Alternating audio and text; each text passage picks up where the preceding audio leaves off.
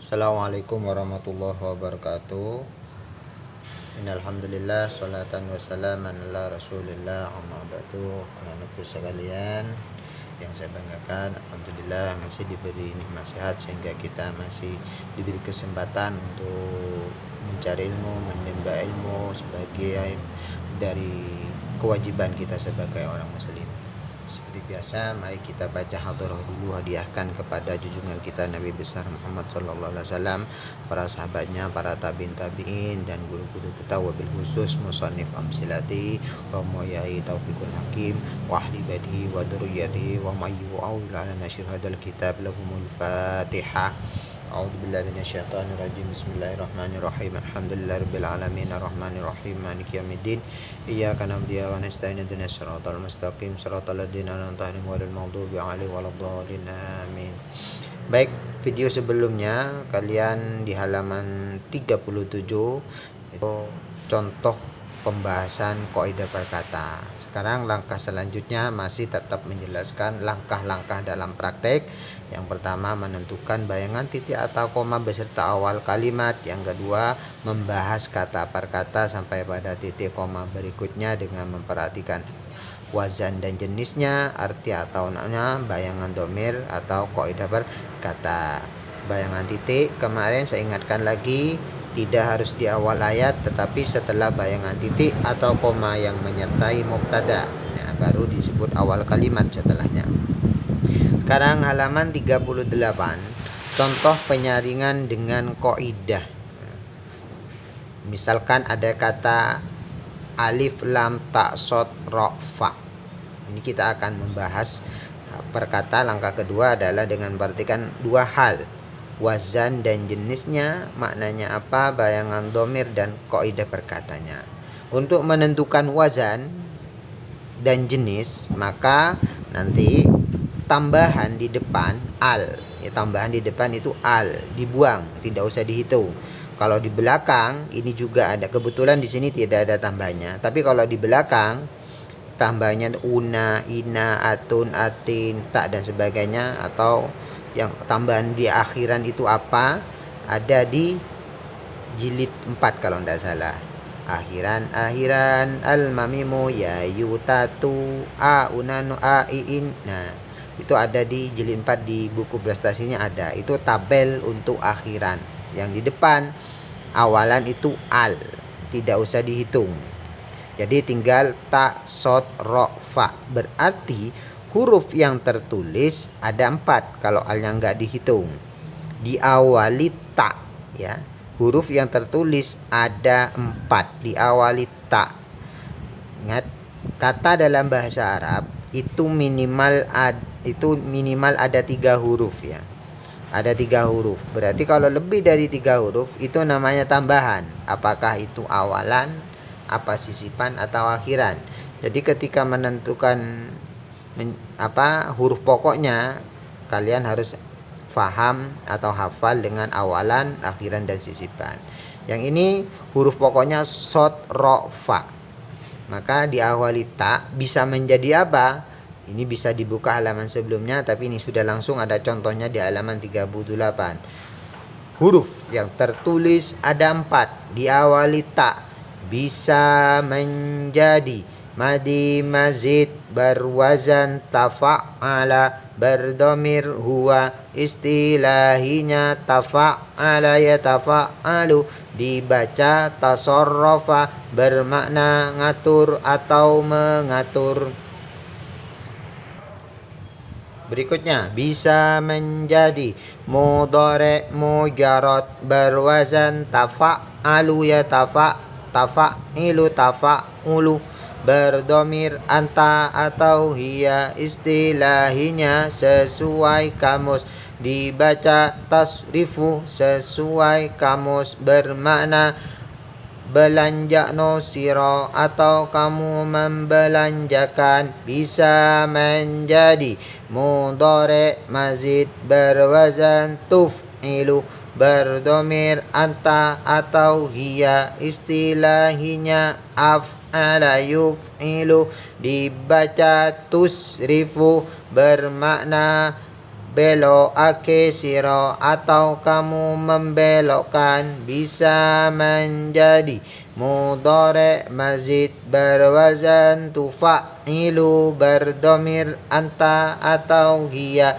Istilahinya fa'ala yufa'ilu dibaca tusorrifu bermakna ngedol siro atau kamu menjual, bisa menjadi amar berwazan tafa'al berdomir anta.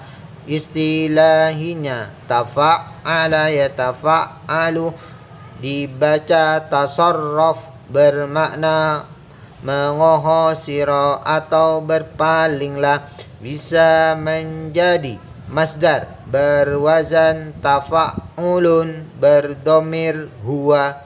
Istilahinya tafa'ala yatafa'alu dibaca tasarrufun bermakna belanja ake atau pembelanjaan. Nah, jadi tak sot ro'fa alnya kalau nggak dihitung berarti bisa menjadi ini madi mazid, mudhari mazid, mudhari mujarrad, mudhari mazid, amar atau masdar. Ini kan bermacam, kira-kira dibaca yang mana dari ketiga wazan ini, apa tasrofun dan sampai bawah ini. Maka caranya dengan penyaringan qaidah. Dengan qaidah. Karena ada al, nih keterangan di bawah sudah ada ya. Bisa menjadi macam-macam, maka langkahnya adalah disaring dengan qaidah. Kalian sudah hafal di jilid 2. Kalau ada al, ciri dari isim. Ciri-ciri isim ada. Ciri-ciri isim ada 5. Bisa menerima i'rab jar akhiran tanwin berawalan dengan an. Musnad ilai fa'il mubtada setelah nida. Ya ayyuha ayyatuha, itulah cirinya. Kalau ada al, cirinya ada al kan tadi, maka ini termasuk isim. Nah, dari ke-6 ini yang isim yang mana? Nah, kesimpulannya tadi yang mana? Kalau madi berarti fi'il, mudhari fi'il, enggak mungkin. Nah, sudah silang. Mudhari mujarrad fi'il juga. Mudhari fi'il bukan, mudhari mazid bukan, amar fi'il, masdar. Nah, ternyata ini termasuk jenis isim. Nah, ada al, ini juga ada berdawin, maka alif lam ta sod rofa adalah masdar karena ada al. Jadi otomatis dibaca mengikuti wazan tafa'ulun, dibaca tasarrufu karena ada al maka tanwinnya dibuang. Berwazan tafa'ulun bermakna pembelanjaan. Istilahinya tasarrafa ya tasarrufu tasarrufun, fahuwa mutasarrifun wa dzaka mutasarrufun, tasarruf la tatasarruf. Nah, itu cara penyaringan dengan kaidah perkata. Maka ini contohnya seperti ini ya.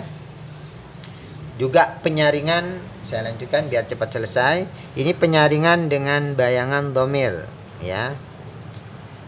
Contohnya misalkan ada kalimat alladzi anzala minas samaa'i maa'a.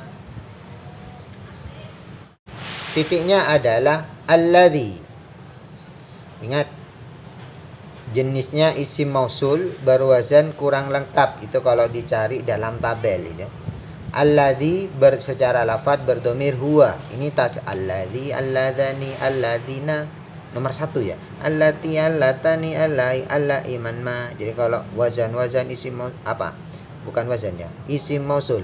Alladzi, alladzani, alladzina. Nah, ini termasuk isim mausul. Setelah titik juga bisa disebut bayangan domir. Nah, ini berdomir huwa nomor 1 untuk satu laki.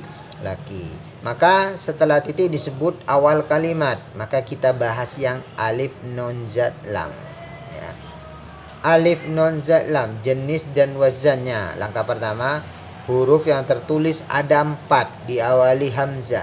Bisa menjadi apa? Madi mazid maklum, madi mazid berwazan af'ala berdomir huwa. Istilahinya af'ala yuf'ilu dibaca anzala bermakna menurunkan, bisa menjadi mudhari' mujarrad berwazan af'alu af'ilu af'ulu berdomir ana, istilahinya sesuai kamus, dibaca anzala sesuai kamus bermakna saya turun, bisa menjadi mudhari' mazid berwazan uf'ilu berdomir ana, istilahinya af'ala yuf'ilu dibaca unzilu bermakna saya menurunkan, bisa menjadi mudhari' mazid berwazan ufa'ilu berdomir ana, istilahinya fa'ala yufa'ilu dibaca unzilu bermakna saya menurunkan, terus ke bawah, saya langsung ke bawah ya, bisa menjadi jamak taksir ya, bisa menjadi jamak taksir berdomir sret, istilahinya sret dibaca sesuai kamus bermakna sret. Nah, ada tidak anzalun sebagai jamak taksir ditentukan kamus, ternyata anzalun di kamus sebagai jamak taksir tidak ada. Ini yang menentukan kah? Langkah selanjutnya adalah dengan saring dengan bayangan domir. Apakah ini anzalun atau anzala? Disaring dengan bayangan domir. Jadi alladzi di sebelumnya disamakan, alladzi berdomir huwa. Yang berdomir huwa dari sekian banyak ini adalah apa? Fi'il madi. Ini yang berdomir huwa. Kesimpulannya anzala berdomir huwa berwazan af'ala. Jenisnya fi'il madi bermakna nurunake atau menurunkan. Ini sama-sama berdomir huwa, sampingnya ini adalah setelahnya adalah berdomir huwa. Masih ingat di jilid 1 setelah isim mausul pasti ada silah yang mengandung domir yang kembali pada isim mausul. Jadi domir yang tersimpan di sini ini adalah yang disebut robit atau aid, sama-sama berdomir hu. Wah, ini di jilid 1 kan. Setelah isim mausul pasti ada silah yang mengandung domir yang kembali pada isim mausul. Maksudnya ini alladzi berdomir huwa, anzala juga berdomir huwa. Ini mengandung domir yang kembali pada isim mausul. Nah, inilah yang disebut robit atau jadi kesimpulannya menjadi fi'il madi, sama-sama berdomir huwa. Kalau masdar tidak ada yang menentukan kamus. Itu cara menentukannya nanti. Karena nanti ketika kamu praktek di halaman belakang itu nggak ada harokatnya semua. Jadi apakah menjadi fi'il madi, apakah mudhari, apakah amar atau jamak taksir atau apa dan sebagainya, makanya dengan banyak cara untuk menyocokkan, dengan cara di kaidah bisa, dengan cara bayangan domir bisa. Makanya waktu tahapan jilitan kalian diajari mencari bayangan domir, yang mencari ciri-cirinya fi'il madi, isim dan sebagainya. Ini ketika praktek dari diterapkan. Nah, baik, demikian ya, silakan nanti kalian tonton ya. Nanti setelah penjelasan selesai, Ustadz akan berikan tugas ya sebagai penilaiannya, penilaian ulangan seperti ulangan nanti akan saya berikan, insyaallah kalau saya masukkan di Google Form ya, di e-learningnya. Jadi silakan yang sudah menyimak langsung absen di kolom komentar di YouTube-nya ya, untuk biar tidak hilang, karena ini langsung saya upload di YouTube. Maka silakan absen di kolom komentar. Demikian kurang lebihnya, mohon maaf. Assalamualaikum warahmatullahi wabarakatuh.